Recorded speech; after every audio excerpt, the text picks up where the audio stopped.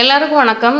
நம்ம இன்னைக்கு பார்க்க போகிறது 2025 நடந்து முடிஞ்ச குரூப் 2 எக்ஸாமில் நம்ம கொஸ்டின் போட்டோம். ப்ரீவியஸ் இயர் கொஸ்டின்னு போட்டோம். அதுலேருந்து கிட்டத்தட்ட ஒரு 35 கொஸ்டின் கிட்ட வந்திருக்கு. என்ன கொஸ்டின்லாம் வந்திருக்கு அப்படிங்கிறத நான் சொல்லிடுறேன். தெளிவான டீட்டெயில் கொடுத்துட்றேன். சரிங்களா? ஸோ ஃபஸ்ட்டு கொஸ்டினை பாருங்கள். மொழி ஞாயிறு தேவனைய பவனரோட கண்டக்ட்லேருந்து கண்டிப்பாக வரும்னு சொன்னேன். அதை அப்படியே தூக்கி வச்சுருக்காங்க. ஸோ இதுவுமே ப்ரீவியஸ் இயரில் கேட்ட கண்டென்ட் தான். சரிங்களா? அடுத்து ஒளிமரபு ரிலேட்டடாக யானையோட ஒளிமரபை கேட்டிருக்காங்க. ஆனால் இதுக்கு முன்னாடி நம்மளுக்கு குரூப் 4ல் எருது எக்காலமிடும் அப்படிங்கிறத வச்சு கேட்டிருந்தாங்க. சரிங்களா? ஸோ இது வந்து யானையோட ஒளிமரபு கேட்டிருக்காங்க. அடுத்து மானோட தொகை மரபு சொல்ல கொடுத்துருக்காங்க. சரிங்களா? ஸோ இந்த இடத்துல உங்களுக்கு நான் எதை சொல்லணும்னு நினச்சேன் அப்படின்னா, யானைக்கு ஒளிமரபு கேட்டிருக்காங்க. அப்போது ஆப்ஷனை நீங்கள் பார்த்துக்கணும். யானைக்கு பிளிருங்கிறது தெரியும், பசு கதரும், எருது எக்காலமிடும். இப்போ எருது எக்காலமிடும்ங்கிறத ஏற்கனவே கேட்டுட்டாங்க. அப்போ எருதுங்கிறது என்னது? எக்காலமிடும். அப்போ அடுத்து அது ரிலேட்டடாக இருக்க விலங்குகளோட ஒளிமரபை நீங்கள் தெரிஞ்சு வச்சுக்கணும் அப்படிங்கிறத சொல்லியிருந்தேன். பறவைகளும் படித்து வச்சுக்கோங்க, விலங்குகளும் கேட்குறாங்கன்னு சொல்லியிருந்தேன். இப்போ விலங்குகள் கேட்டிருக்காங்க. அதே மாதிரி அடுத்து மானனு தொகை மரபு, இதுவும் ஒரு விலங்கு தான். விலங்குகளோட தொகை மரபு ரிலேட்டடான கண்டென்ட்ல கேட்டிருக்காங்க. நெக்ஸ்ட் கண்டென்ட் என்ன கேட்டிருக்காங்க அப்படின்னு பார்த்தீங்கன்னா, இதுவுமே கேட்டது தான். பிரித்தெழுதுகள்லாம் ரெண்டு வேர்டுலாம் ஈஸியாக சொன்னது தான். இந்த சுட்டெழுத்துமே ரிப்பீட்டட் கொஸ்டின் தான். சரிங்களா? நம்மளுக்கு இந்த பிழையற்ற தொடர் சொல்கிறாங்கல்ல, இது வந்து நான் எக்ஸாமுக்கு போடுறதுக்கு முந்தின நாள் ஒரு ப்ரீவியஸ் இயர் கொஸ்டின் போட்டிருந்தேன். அதை அப்படியே கட் காப்பி பேஸ்ட் பண்ணி போட்டிருந்தாங்க. கொஸ்டின் வந்து அவுட்டுன்னு சொல்லியிருந்தேன். சரிங்களா? ஸோ அதில் வந்து இந்த கொஸ்டின் வந்து நான் அவுட்டு. ஏற்கனவே முன்னாடி 2 நாளைக்கு முன்னாடி எக்ஸாமுக்கு 2 நாளைக்கு முன்னாடி போட்ட கொஸ்டினில் உள்ளது தான். அந்த கொஸ்டினை பார்த்துருந்தீங்கன்னா இது நீங்கள் கரெக்டாக போட்டிருந்துருப்பீங்க. சரிங்களா? நெக்ஸ்ட் கண்டென்ட் என்ன கொடுத்துருக்காங்கன்னா, ஊவேசாவை பற்றி நான் வந்து ஏற்கனவே சொல்லியிருக்கேன். அவரை பற்றி கொஸ்டின் இல்லாமல் இருக்காது. ஊசி, ஊவேசா, இந்த மாதிரி தலைவர்களை பற்றி கேட்கும்போது, அதாவது இலக்கியம் சார்ந்தா இருக்கட்டும், வரலாற்று சார்ந்தா இருக்கட்டும், கண்டிப்பாக கேட்பாங்கன்னு சொல்லியிருந்தேன். வேலுநாச்சியாரை பற்றி அந்த கண்டென்ட்லாம் சொல்லியிருந்தேன். ஸோ இதில் கேட்டிருக்காங்க. சரிங்களா? ஸோ இதில் வந்து ரொம்ப ஈஸியாகவே கேட்டுட்டாங்க. அவரோட வரலாற்று நூல் என் சரிதம் எல்லாருக்குமே தெரிஞ்சிருக்கும். சரிங்களா? அடுத்த கொஸ்டின், பாவலரேறு பெருஞ்சித்திரனாரோட இதழ் சார்ந்த கொஸ்டின் கண்டிப்பாக இருக்கும் அப்படின்னு சொல்லியிருக்காங்க. ஸோ அதில் வந்து நெகட்டிவ் கொஸ்டினாக வச்சுருக்காங்க. நடத்தப்படாத இதழ் அப்படிங்கிற மாதிரி கேட்டிருக்காங்க. தேசபக்தன் இதழ் எல்லாருக்குமே தெரியும். தென்மொழி, தமிழ் சிட்டு, தமிழ் நிலம், இது வந்து ரிப்பீட்டட் கொஸ்டின் தான். நிறைய வாட்டி கேட்டது. இது இதழ் ரிலேட்டடான கொஸ்டினில் நம்ம கண்டென்ட்டே கொடுத்துருக்கேன். இதுக்கு முன்னே குரூப் 4 போடும்போது நான் வந்து இதழ் சார்ந்து எப்படி கேட்குறாங்கங்கிறப்போ இதை கொடுத்துருந்தேன். நியூ புக்கில் இருந்து இது இருக்குது அப்படின்னு. அதே மாதிரி இதில் வந்து கனலி அப்படிங்கிறது வந்து எதை குறிக்காது அப்படிங்கும்போது, நான் சூரியனோட வேறு பெயர்கள், அதே மாதிரி காடோட வேறு பெயர்கள், அதுக்கப்புறம் சந்திரன் நிலவோட வேறு பெயர்கள் அப்படிங்கிறதெல்லாம் நீங்கள் நிறையா படித்து வச்சுக்கோங்க, அதை கேட்பாங்க அப்படின்னு கேட்டிருந்தேன். இதே மாதிரி பொறுத்துகையிலே வச்சுருப்பாங்க. பொறுத்துகையிலே நம்ம கேட்ட சொல்லிதான் திருப்பி அதையே கேட்டிருப்பாங்க. சரிங்களா? ஸோ கேட்டதே திருப்பி நிறைய கொஸ்டின் வச்சுருக்காங்க. ஸோ அதையும் நீங்கள் பார்த்துக்கோங்க. இப்போ இந்த இடத்துல என்ன கொடுத்துருக்காங்க தெரியுமா? ஓமைக்கு உணர்த்தும் பொருள். இதை வந்து நான் உங்களுக்கு ஏற்கனவே சொல்லியிருக்கேன். போல அப்படிங்கிற மாதிரி ஏதாவது இருந்துச்சுன்னா கண்டிப்பாக அதை படித்து வச்சுக்கோங்க. அது ரிலேட்டடான பொருளை பார்த்து வச்சுக்கோங்க அப்படிங்கிறத சொல்லியிருந்தேன். அடுத்தடுத்த கொஸ்டினாகவே வச்சுருக்காங்க. ரெண்டுமே போல தான். இங்கே மேலே உள்ளது பாருங்கள், இடியோசை கேட்ட நாகம் போல. அதுக்கப்புறம் கீழே நீர் பூத்த நெருப்பு போல மாதிரி தான் கேட்டிருக்காங்க. அடுத்து மீதில் உரும்பல் ஆத்திச்சூடிக்கு தொடர்புடைய பொருள் என்ன? இதை நல்லா பார்த்துக்கணும். நான் ஏன் சொல்ல வரேன் அப்படின்னாக்கி, ஆத்திச்சூடி வருது, ஔவையாரோட கண்டென்ட் புதுசாக சேர்க்காங்க அப்படிங்கும்போது கண்டிப்பாக ஒரு பெண்ணை பற்றி கேட்பாங்கன்னு சொல்லியிருந்தேன். ஸோ அவங்கள வந்து என்ன கொடுத்துருக்காங்கன்னா, அவங்களோட ஒரு வேடை கொடுத்துட்டு அதுக்கான பழமொழியை வந்து கண்டறிங்க அப்படிங்கிற மாதிரி கேட்காங்க. இதில் 2 வந்து சிலபஸில் கவர் ஆயிரும். பழமொழியும் கவர் ஆயிடுது, ஔவையாரோட கண்டென்ட்டும் கவர் ஆயிடுது. சரிங்களா? அடுத்த கண்டென்ட் பார்த்தீங்க அப்படின்னாக்கி, இங்கிலீஷ் டு தமிழ் டிரான்ஸ்லேஷன் நிறையாவே ரிப்பீட்டாகவும் ஆகிருக்கு. அடுத்து இந்த அடவிங்கிறது வந்து காடை குறிக்கும். சரிங்களா? ஸோ காடோட வேறு பெயர்கள் படித்து வச்சுக்கோங்கன்னு சொல்லியிருந்தேன். இதை படிச்சிருந்தீங்க அப்படின்னா ஈஸியாக தெரிஞ்சிருக்கலாம். ஸோ காடை பற்றி கேட்டிருக்காங்க. கடல் எல்லாமே நிறையா படித்து வச்சுக்கோங்கன்னு சொன்னது தான். இயற்கை சார்ந்த கண்டென்ட்டாக இருக்கும். இப்போ கடல்னு வச்சுக்கோங்களேன், கடலுக்குரிய வேறு பெயர்கள் படித்து வச்சுக்கோங்கன்னு சொல்லியிருந்தேன். அதே மாதிரி கடலுக்கு மேலே என்ன இருக்கும்? நிலவுக்குரிய வேறு பெயர்கள் படித்து வச்சுக்கிட்ட சொன்னேன். அதே மாதிரி சூரியனுக்குரிய வேறு பெயர்கள். அதே மாதிரி பாம்பு, யானை, இதுக்கான வேறு பெயர்களெல்லாம் வச்சு கேட்குறாங்க அப்படிங்கிறத நான் சொல்லியிருந்தேன் சரிங்களா. ஸோ அதை ஒழுங்காக பார்த்துருந்தீங்க அப்படின்னா இதெல்லாம் ஈஸியாக அடிச்சிருப்பீங்க. இதெல்லாம் புக்கில் இருக்கிறது தான். ஸோ அதுக்கப்புறம் திருக்குறள் கொடுத்துருக்காங்க. திருக்குறளை இந்த மாதிரி கேட்குறாங்கங்கிறத சொல்லியிருந்தேன். அதோட பொருளை வந்து கேட்குறாங்க அப்படிங்கிறத சொல்லியிருந்தேன். ஒரு பாடல் உரையை கொடுத்துட்டு அதோட பொருள் தான் அதிகமாக கேட்குறாங்க. அதே மாதிரி இதில் இந்த இடத்துல மிகுதி அப்படிங்கிறது எதை குறிக்கும் அப்படிங்கிற மாதிரி கொடுத்துருக்காங்க. பொருளை கொடுத்துட்டு அது எந்த வேடை குறிக்கும் அப்படிங்கிறத அந்த திருக்குறள்ல இருந்து கண்டுபிடிக்கிற மாதிரி கேட்டிருக்காங்க. அடுத்து உதகமண்டலத்துக்கு மருவு கேட்டிருக்காங்க. இது ரொம்ப ரொம்ப முக்கியமான ரிப்பீட்டடான கொஸ்டின் தான். உதகமண்டலம்ங்கிறதுக்கு தான் உதகைங்கிறது வரும், எல்லாருக்குமே தெரியும். அதுக்கப்புறம் நம்மளுக்கு ஒருமை பன்மையும் நிறைய கேட்டிருந்தாங்க. அதுக்கப்புறம் பழமொழி 400 வந்து கொஸ்டின் இல்லாமல் இருக்காது அப்படின்னு சொல்லியிருந்தேன். ஏன்னா குரூப் 4லையும் கேட்டிருந்தாங்க. இப்போ குரூப் 2லையும் கேட்டிருக்காங்க பாருங்க. இணை எழுத்து இடம்பெற்றுள்ள சொல்லு. இப்போ நம்மளுக்கு வந்து இது இலக்கியம் சார்ந்த கொஸ்டினாகவும் இருக்கு, இலக்கணம் சார்ந்த கொஸ்டினாகவும் இருக்கு. அப்போ ஒரு கொஸ்டினை எந்த மாடலில் வந்து அப்ரோச் பண்ணுறாங்க அப்படிங்கிறத நீங்கள் வந்து பார்க்கணும். ஸோ இலக்கியமும் தெரிஞ்சிருக்கணும், அந்த இடத்துல என்ன இலக்கணம் வருது அப்படிங்கிறதையும் தெரிஞ்சு வச்சுக்கிறது ரொம்ப ரொம்ப ரொம்ப நல்லது. நெக்ஸ்ட் கண்டென்ட் கொடுத்துருக்காங்க சுட்டெழுத்துக்கள் தான். மேலேயும் இருந்துச்சு கீழேயும் இருக்குது. ஸோ இந்த கொஸ்டின் வந்து நம்ம ப்ரீவியஸ் இயரில் கொஸ்டின் போட்டதில் அப்படியே கட் காப்பி பேஸ்ட் பண்ணி தான் வச்சுருக்காங்க. அடுத்த கொஸ்டின் என்னென்னா, ஏன்னா நான் இதெல்லாம் ஏன் சொல்லுதேன் அப்படின்னா ரிப்பீட்டட் கொஸ்டின் எந்த பகுதியிலேருந்து வருது அப்படிங்கிறத நீங்கள் பார்த்து வச்சுக்கணும். இப்போது ஔவையார் வராங்களா ரிப்பீட்டடு, அப்போ ஔவையார் எழுதிக்கணும். அப்போ ஊவேசா வராங்களா ஊவேசாவை எழுதிக்கணும். அதுக்கப்புறம் வேலுநாச்சியார் வராங்களா வேலுநாச்சியார் எழுதிக்கணும். இலக்கணம் ரிலேட்டடாக நீங்கள் போயிட்டீங்க அப்படின்னா எழுத்தில் அதிகமாக வருது. அதுக்கப்புறம் தொல்காப்பியரை பற்றி அதிகம் கேட்குறாங்க. ஸோ இதழ் பார்த்துக்கிட்டீங்க அப்படின்னா புதுசாக வந்த மொழி ஞாயிறு தேவனைய பாவனார் கண்டென்ட்டில் உள்ளதுலேருந்து கேட்குறாங்க. ஸோ அதெல்லாம் நீங்கள் கவர் பண்ணி வச்சுக்கிட்டு அதை அதிகமாக படித்து வச்சுக்கணும். ஏன் அதான் ரிப்பீட்டடாக வருது. அதுக்கப்புறம் தொல்காப்பியர் குறிப்பிடும் இது எல்லாமே இலக்கியம் சார்ந்த இலக்கணம் சார்ந்தது. இலக்கணம் சார்ந்ததில் சுட்டு ரிலேட்டடாக கேட்டிருக்காங்க சரிங்களா. ஸோ சுட்டு சார்ந்து இந்த கொஸ்டினும் கட் காப்பி பேஸ்ட்டு தான். உங்களுக்கு சீக்கிரம் அந்த கொஸ்டினை வந்து இதோட அட்டாச் பண்ணிடுறேன் சரிங்களா. அடுத்து இதெல்லாம் எதிர்ச்சொல் தான், இது ஈஸியாகவே போட்டிருப்பீங்க. இதுவும் புக்கில் உள்ள கண்டென்ட் தான், ரிப்பீட்டட் கண்டென்ட் தான். எந்தை இதை வந்து நீங்கள் நல்லா பார்த்துக்கணும். எந்தை அப்படிங்கிறதுக்கு எதிர்ச்சொல் கேட்டிருக்காங்க நுந்தை.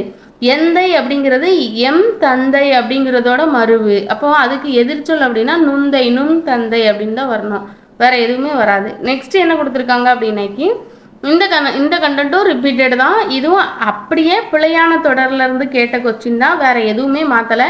இப்போ எதுக்காவது ஒரு பாடல் வரியை கொடுத்துட்டு அந்த பாடல் வரியில் உள்ள பொருளை வந்து கேட்பாங்க. அடுத்து வந்து எதை கேட்பாங்க அப்படின்னா இலக்கணம் சார்ந்து கேட்பாங்க, அந்த மாதிரி போகும். ஆனால் இது அப்படி கிடையாது, பிழையான தொடரை கண்டுபிடிக்கணும். இதுக்கு அப்படியே கட் காப்பி பேஸ்ட் பண்ணி வச்சுருக்க கொஸ்டின். நெக்ஸ்ட்டு வேறு என்னெல்லாம் இது புதுசாக கேட்டது அருணகிரிநாதரை பற்றி கேட்டிருக்காங்க.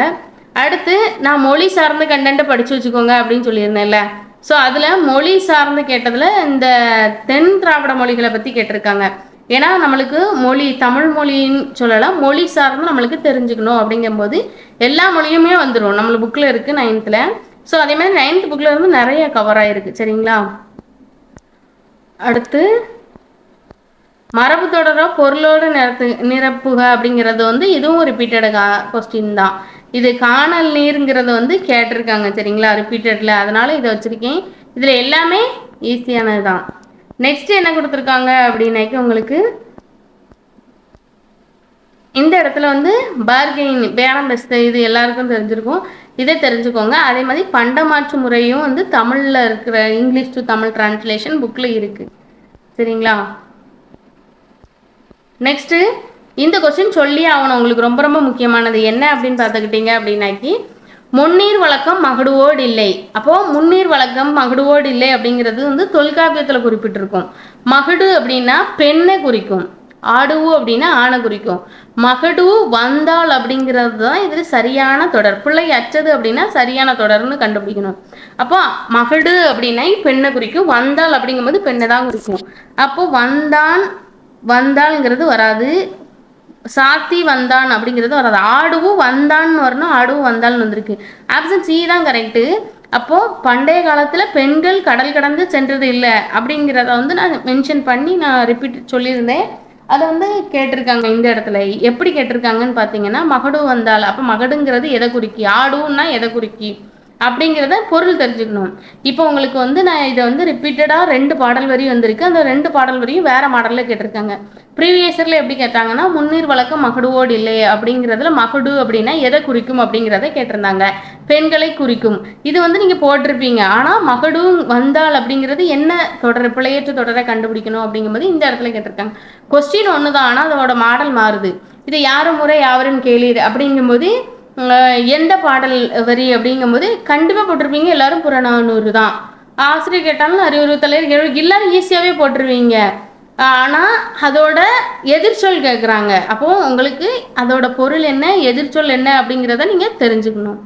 நெக்ஸ்ட் கண்டென்ட் என்ன கொடுத்துருக்காங்க பாருங்க. யாது முறை அவரும் கேளீர். இதில் கேளீர் அப்படிங்கிறதுக்கு என்ன அப்படின்னாக்கி எதிர்ச்சொல் கேட்டிருக்காங்க. ஸோ இதே தான் உங்களுக்கு ஏற்கனவே கேட்டது தான். அதை எப்படி கேட்டிருக்காங்க அப்படிங்கிறத பார்த்துக்கோங்க. ஓரெழுத்து ஒரு மொழி ரிலேட்டடாக கேட்டிருக்காங்க. இதெல்லாம் போட்டிருப்பீங்க. இருந்தாலும் ரொம்ப சொல்கிற மாதிரி இருக்கிறது தான். இதுவும் திருக்குறள் சார்ந்த கண்டென்ட் தான். இதில் வந்து ரெட்டைச்சுழி இன்னும் வந்திருக்கு. அப்படி பார்க்கும்போது ரெட்டைச்சுழி இன்னும் எங்கே இருக்குது அப்படின்னு பார்த்தீங்கனாலே ஈஸியாக நீங்கள் போட்டிருக்கலாம். அதாவது ஷார்ட்கட்டுக்கு சொல்கிறேன். திருக்குறளை நல்லா படித்தவங்க இதை கண்டிப்பாக போட்டிருப்பாங்க. குரூப் 4க்குன்னு படிக்கும் போதே நிறையா படிச்சிருப்பாங்க. குரூப் 2க்கு இதை விட நான் வந்து இதை சொல்லி ஆகணும். இது வந்து நான் எக்ஸாமுக்கு முந்தின நாள் கொஸ்டின் போட்டேன். அந்த கொஸ்டினில் உள்ள ரிப்பீட்டட் கொஸ்டின் தான். இளஞ்சி அப்படிங்கிறது வந்து நீர்நிலையை குறிக்கும். மக்கள் பருகும் நீர்நிலையை ரிலேட்டடாக வந்து ஊருணி வரும். ஸோ இது வந்து 9th புக் கண்டென்ட்டில் இருக்கிறது. ஸோ அப்படி பார்க்கும்போது இதெல்லாமே தமிழ் புக்கில் இதுக்கான பொருள் பாக்ஸில் கொடுத்துருந்தாங்க. அப்போது ஒரு ஒரு ஒரு வேடை வந்து தமிழ் புக்கில் பாக்ஸில் கண்டென்ட் கொடுக்கான் அப்படின்னாலே அது தமிழ் சொல்லு தான் அப்படிங்கிறது ஈஸியாக கண்டுபிடிச்சிருந்தாலே போட்டிருக்கலாம். இது வந்து நம்ம தமிழ் சொல்லு. சரிங்களா? அடுத்த கொஸ்டின் வந்து எல்லாமே நம்மளுக்கு தமிழ் சொல்லை கண்டறிங்க அப்படின்னு கொடுத்துருப்பாங்க. ஸோ இதில் ரொம்ப ரொம்ப முக்கியமானது தான். இந்த மாதிரி இருக்கிற சொல்லு வந்து ரிப்பீட்டடாக கேட்டுட்ருக்காங்க. இப்போ இதில் வந்து என்னன்னு சொல்லியிருக்காங்க அப்படின்னாக்கி மணக்கு விளக்கம் மடவார். மடவார் தனக்கு தகைசால் புதல்வர் என்ற அடிகள் இடம்பெற்றுள்ள நூல் என்ன அப்படின்னு கொடுத்துருக்காங்க. ஸோ நீதி நூல்னு கொடுத்துட்டாங்க. ஆப்ஷனில் எல்லாமே நீதி நூலாக தான் இருக்கும்.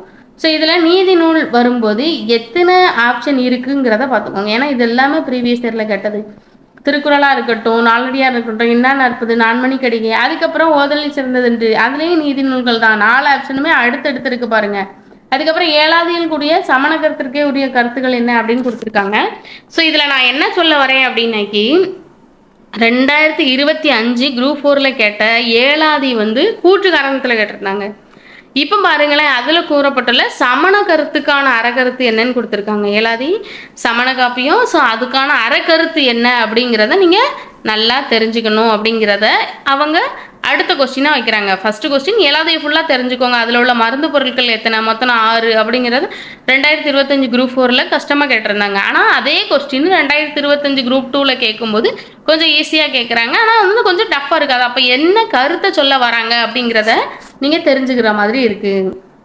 அடுத்து இதில் வந்து ஆசிரியரை பற்றி கேட்டிருக்காங்க. கடியலூர் உருத்திரன் கண்ணனார் ரிலேட்டடாக கேட்டிருக்காங்க. சரிங்களா? ஸோ இதுவுமே உங்களுக்கு 4 ஆப்ஷனில் யாருமே வந்து நம்மளுக்கு புக்கில் இருக்கிற மாதிரி வர மாட்டாங்க. கடியலூர் உருத்திரங்கண்ணனார் மட்டும்தான் ஆப்ஷனில் வர்ற மாதிரி இருப்பாங்க. ஸோ அவரை பார்த்தாலே ஈஸியாக போட்டுருவீங்க. ஏன்னா ஒருத்தரை பற்றி பார்க்கும்போது நிறையா படிச்சுக்கோங்கிறது. ஸோ இதில் வந்து வாடகை அப்படிங்கிறதுக்கு என்னென்னா குடக்கூலி அப்படிங்கிறது தான் பேர். சரிங்களா? ஸோ அப்போது குடக்கூலி அப்படிங்கிறது தான் தூய தமிழ் சொல். அப்போ இதில் வந்து பிறமொழி சொல்லு அப்படிங்கும்போது வாடகை தான். இதுக்கு முன்னே வாடகை என்பதன் பொருள் என்னன்னு கேட்டாங்க. இப்போ வந்து எப்படி கேட்குறாங்க, பிறமொழி சொல்லை தேர்ந்தெடு அப்படிங்கிற மாதிரி கேட்டிருக்காங்க. நம்ம வாடகைன்னு பார்த்தோம்னா தமிழ் சொல்லுன்னு எடுத்துக்க கூடாது, அது பிறமொழி சொல்லு தான். சரிங்களா? குடக்கூலி தான் தமிழ் சொல். அதுக்கப்புறம் இதெல்லாமே உங்களுக்கு தெரிஞ்சிருக்கும், புக்கில் இருக்குது. புதுசாக சிலபஸ் சேஞ்ச் பண்ணும்போது வந்த கண்டென்ட்டில் இது இருக்குது அப்படிங்கிறத அழுத்தி சொல்லியிருந்தேன். இதை படிச்சுக்கோங்க. உங்களுக்கு கேட்கலாம் அப்படின்னு சொல்லியிருந்தேன், கேட்டிருக்காங்க. குரூப் 2ல் கேட்டிருக்காங்க. அடுத்த கண்டென்ட் பார்த்துக்கோங்களேன். இது திருக்குறள் சார்ந்து. சொல்லுக சொல்லில் பயனுடைய சொல்லருக சொல்லியர் பயனிலா சொல். திருக்குறளை வந்து நீங்கள் வரிசைப்படுத்துக அப்படிங்கிற மாதிரி கேட்குறாங்க. இதையுமே நான் சொல்லியிருந்தேன், திருக்குறள் ஃபுல்லாக படிச்சுக்கோங்க. ஒரு செய்யுள் இருக்குன்னா அதை வாசித்து பார்த்துக்கோங்க. அந்த செய்யுளோட முறைப்பான சீர் தெரிஞ்சிருச்சு அப்படின்னாலே ஈஸியாக அடிச்சிடலாம். அதுக்கு நீங்கள் வந்து மனப்பாடம் பண்ண வேண்டாம். ஒரு தடவைக்கு 2 தடவை படிச்சுக்கோங்க. படித்ததை நீங்கள் கொஸ்டின் இருக்கும்போது அந்த மாதிரி ஒரு 4-5 கொஸ்டின் தான் இருக்கும். அதை திருப்பி திருப்பி வாசிச்சிங்க அப்படின்னா அந்த கொஸ்டினை நீங்கள் கிராக் பண்ணிடலாம் அப்படிங்கிறத நான் சொல்லியிருந்தேன். நெக்ஸ்ட் இதெல்லாம் உணர்ச்சி தொடர், உடன்பாட்டு தொடர். அடுத்து என்ன கொடுத்துருக்காங்கன்னு பாருங்களேன். வினா சொற்கள் ரிலேட்டடாக கேட்டிருக்காங்க. சொல்லு ரிலேட்டடாக உள்ள வினா சொல்லு ரிலேட்டடான கண்டென்ட் இதுவும் ரிப்பீட்டட் தான். கட் காப்பி பேஸ்ட் பண்ணி தான் வச்சுருக்காங்க அப்படிங்கிறத சொல்லியிருந்தேன். ஸோ மொழிநாயக் தேவநாய பாவனரை பற்றி கேட்பாங்கன்னு சொல்லியிருந்தேன். ஸோ அவரோட கூட்டு கிளவிய புனர்வாக்கியம் என எதனை கூறுகிறார் அப்படிங்கிறத வச்சு கேட்டிருக்காங்க. ஸோ அவர் எவ்வளோ முக்கியம், அவர் சொன்னது என்ன, அவர் எழுதின புக் என்ன, அவர் எழுதின இதழ் என்ன அப்படிங்கிறதையும் முக்கியமாக இதில் பார்த்துக்கோங்க. நிறைய கண்டென்ட் இதில் அவரை பற்றி கேட்டிருக்காங்க. ஒரு பொருட்பன்மொழியை எப்படி கேட்டிருக்காங்க? திருமால் குன்றம்னா உயர்ந்து ஓங்கிய மலை அப்படிங்கிறது தான் கரெக்டான ஆன்சர். ஸோ இதுவுமே ரிப்பீட்டட் கொஸ்டின் தான். ஆனால் இப்போ 2025 அந்த ரிலேட்டடாலாம் நிறைய கொஸ்டின்லாம் கேட்கல. அதுக்கு முன்னாடி சொன்னதெல்லாம் நான் போட்டிருக்கேன். சரிங்களா? அடுத்து இப்போ இதில் மாங்கிறதுக்கு வண்டுங்கிறது தெரிஞ்சாலே ஈஸியாக போட்டிருக்கலாம். புக்கில் 6th புக்கில் பாக்ஸ் கண்டென்ட்டில் கொடுத்துருப்பாங்க. ஸோ அதில் தான் இதில் பற்றின கண்டென்ட் இருக்கும். அதில் நிறைய இருக்கும். வாண்டு, வயல், மரம், அது எல்லாமே கொடுத்துருப்பாங்க. நெக்ஸ்ட் என்ன கண்டென்ட் கொடுத்துருக்காங்க அப்படின்னு பார்த்துக்கிட்டிங்க அப்படின்னாக்கி தவறானது ரிலேட்டடாக கேட்டிருக்காங்க. நெகட்டிவ் இருந்ததுன்னா அதை பார்த்து வச்சுக்கோங்க அப்படின்னு சொல்லியிருந்தேன். நெக்ஸ்ட்டு கண்ணதாசன் இது கட் காப்பி பேஸ்ட்டு நான் போட்ட கொஸ்டின் தான். இதை கேட்கலாம் அப்படின்னு சொல்லியிருந்தேன். அப்படியே வருஷமோட மாறாமல் 3 கூற்று வச்சுருந்தாங்க. 3 கூற்று அப்படியே கேட்டிருக்காங்க. இது சாகித்ய அகாடமி வராது அப்படிங்கிறத நான் சொல்லியிருந்தேன். அடுத்து வேலுநாச்சியார் பற்றி கேட்பாங்க கண்டிப்பாக அப்படின்னு சொல்லியிருந்தேன். ப்ரீவியஸ் இயரில் ஒரு பாக்ஸ் கண்டென்ட்டில் ஒரு பேரா ஃபுல்லாக கொடுத்துட்டு அந்த பேராலேருந்து ஒரு 5 கொஸ்டின் கேட்டிருப்பாங்க. இதில் அவரோட மொழி ரிலேட்டடாக கேட்டிருக்காங்க. சரிங்களா? அடுத்து தொழில்நுட்பம், நாட்டிக்கல் மயில், தொழில்நுட்ப கலைச்சொல் ரிலேட்டடாக கேட்டது. ஸோ இந்த இடத்துல கேட்டிருக்க 97வது கொஸ்டின் அப்படியே கட் காப்பி பேஸ்ட் பண்ணி கொடுத்துருக்காங்க. 2024க்கு நான் குரூப் 4 கொஸ்டின் போட்டேன். அந்த கொஸ்டினில் மாடல் கொஸ்டின் போடும்போது இதில் இருக்க 4 ஆப்ஷனுமே திருப்பி கேட்டாங்க. அப்படியே கேட்பாங்கன்னு சொன்னேன். அப்போது இந்த இடத்துல குரூப் 2ல் கேட்டிருக்காங்க. 2025 குரூப் 2ல் கேட்டிருக்காங்க. ஸோ இதுதான் உங்களுக்கான கொஸ்டின். பார்த்துருப்பீங்கன்னு நினைக்கிறேன். ஸோ எத்தனை கொஸ்டின் நம்ம போட்ட கொஸ்டின்லேருந்து வந்திருக்கு அப்படிங்கிறத தெரிஞ்சுக்கோங்க. நம்ம கொஸ்டினை ஃபாலோ பண்ணிட்டு பார்த்துட்டு வந்திருந்தவங்களுக்கு தெரியும். நீங்கள் இந்த கொஸ்டினில் இதெல்லாம் கரெக்டாக போட்டிங்க அப்படிங்கிறத நமக்கு தெரியப்படுத்துங்க. பிடிச்சிருந்தா லைக் பண்ணுங்கள், ஷேர் பண்ணுங்கள், சப்ஸ்கிரைப் பண்ணிக்கோங்க. தேங்க்யூ, நன்றி.